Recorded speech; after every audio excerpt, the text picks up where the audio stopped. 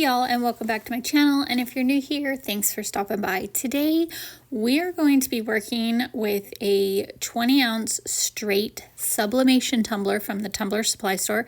It's actually a glow-in-the-dark tumbler, and we are going to see if after I create everything on it, if it's still going to glow, because I wasn't sure if this was going to work or not, but let's get into it. So I started, since it was already white and prepped, I went straight in with my alcohol ink, and I think this one is, I don't remember the color. It's a very light brown color, and I just wanted it more of like a creamy base. So I just took my little makeup applicator sponge, put a little bit of the alcohol ink on the sponge, and just dabbed it all over the tumbler, occasionally spraying it with alcohol so that the alcohol ink will spread very nicely and not look so splotchy. I just continued this until I was happy with the results of the overall look on the whole tumbler. Don't forget the bottom. Even though I had plans to do something on the bottom, I still wanted to make sure that I covered the entire tumbler with this alcohol ink. I cut some of this portion out, but I really wanted to show you that I just took my time and just really went over it slowly to make sure that I was getting the coverage that I liked. And then as soon as we are done with that, we're going to move into the next step without adding in any epoxy to this tumbler.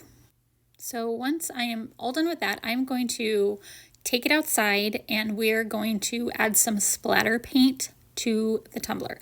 So I wanted to do it with some orange and some black, and it's really hard to explain and it's hard to see in this picture, but you don't fully push down on the nozzle of the spray paint. You kind of just push it halfway down until it starts to like sputter and spit. And so those are the little droplets that it's going to spit out for you to get that splatter look on your tumbler. And what I often do is I'll point the tumbler away, or the can of paint away from my tumbler, and then I will push it down and then kind of let go. So then that's when it really gives me good sputter. I got much better sputter and splatter from these iron lac cans that I get from Hobby Lobby over the Rust-Oleum ones. I don't know, they just have a better control nozzle for this sputter technique. And when you're doing this, make sure you don't hold the spray paint can super close to the tumbler, because I've done that before and then you get just like bursts of paint on there, and that's not what we're looking for. So after I was done with that, then I took the black and I sprayed the very bottom and then like a row on the bottom, because I had an idea. You'll see here shortly that I changed my mind on what I was going to do, but it's okay because the bottom is still black and that is perfectly good.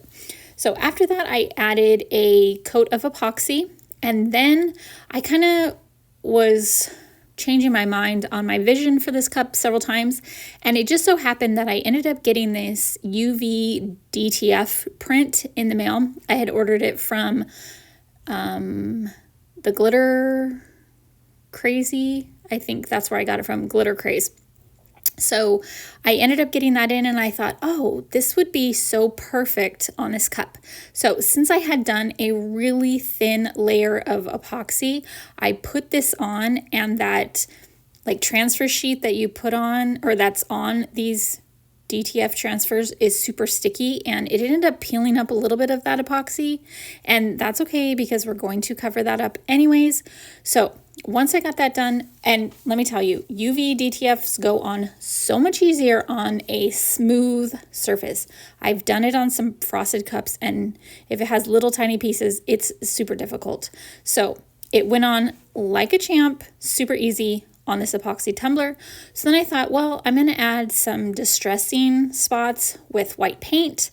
So I put some paint down, dipped my finger in it, kind of was just brushing it around. Ended up not liking that, so I wiped it all off. Okay, totally didn't record when I added this spiderweb vinyl on the very bottom. I just covered up that spray paint border that I did, and then I added this luster matte orange vinyl that I got from 143 Vinyl, I believe, and then I added a thin stripe in the middle of the orange with some black.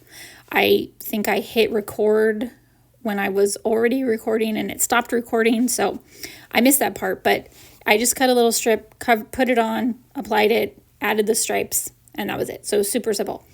After this technique, we were going to go in and do the next part. We're still not adding any epoxy yet.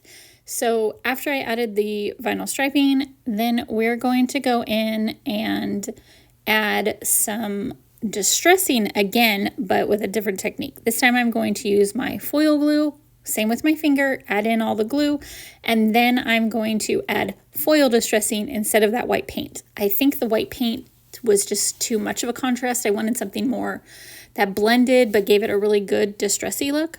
So that's how we're going to cover up that white spot where the transfer tape from the DTF transfer pulled up that epoxy and the paint.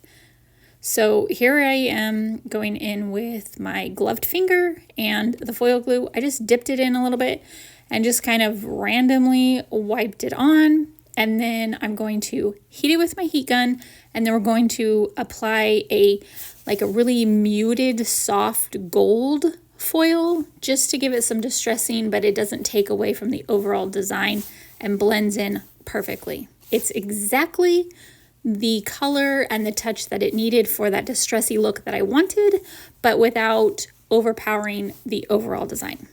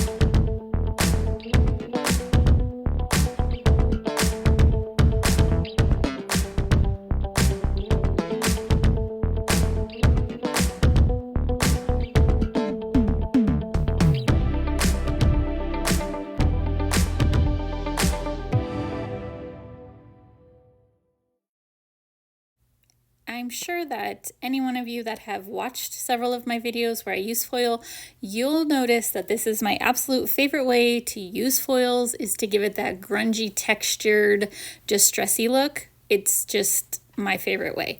And I always get all of my foils from Artistic Painting Studio.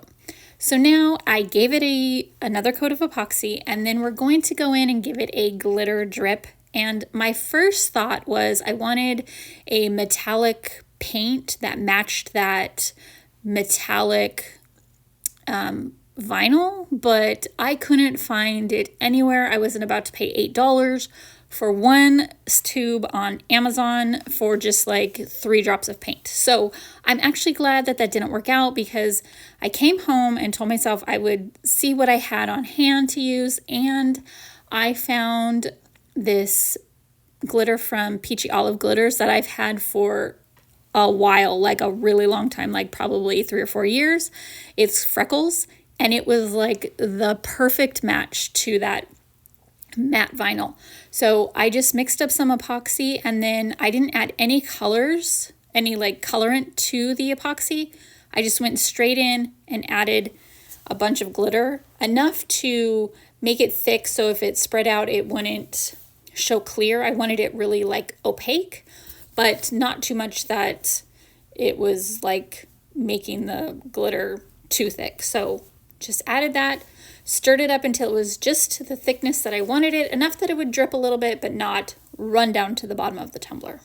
And I just went in like I do with a normal drip. I just added a lot in, not a lot, but more in some places and less in others. So it would just give it a nice drip on the tumbler. And then I I